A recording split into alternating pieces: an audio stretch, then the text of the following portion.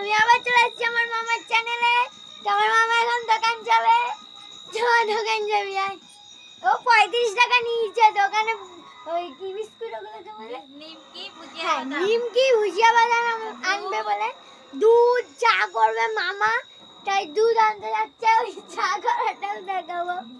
সকালবেলা তো তুই চা করছিলি, তাই বলি এখন দাদু চা করবে। ও হ্যাঁ, এখন দাদু চা করো, সকালে ও চা করবে, ভুলে গেছিলাম, সরি। তো গাইস চলুন দোকান যাওয়া যাক, মানে আমি যাব না, মামা যাবে।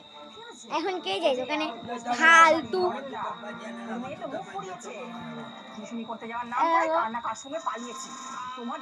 আর এখানে আমার দিদা, এই যে আমার দিদা। হাই বন্ধু, কি জানো বন্ধু না? হাই বন্ধু, তোমরা কেমন আছো? আমি ভালো আছি, তোমরা ভালো আছো তো?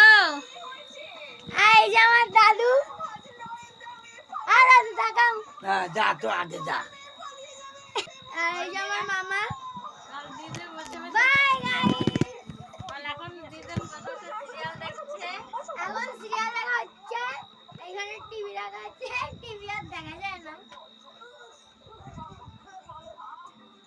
ওই যে টিভি। 23 টাকা আটানা প্যাকেট। হ্যাঁ 23 টাকা আটার প্যাকেট আমাদের এখানে। তোমাদের ওখানে কত টাকা? চাল কত করে? টিভি দেখে না আমাদের, মানে টাচ জলসায় টিভি দেখে, টাচ জলসায়।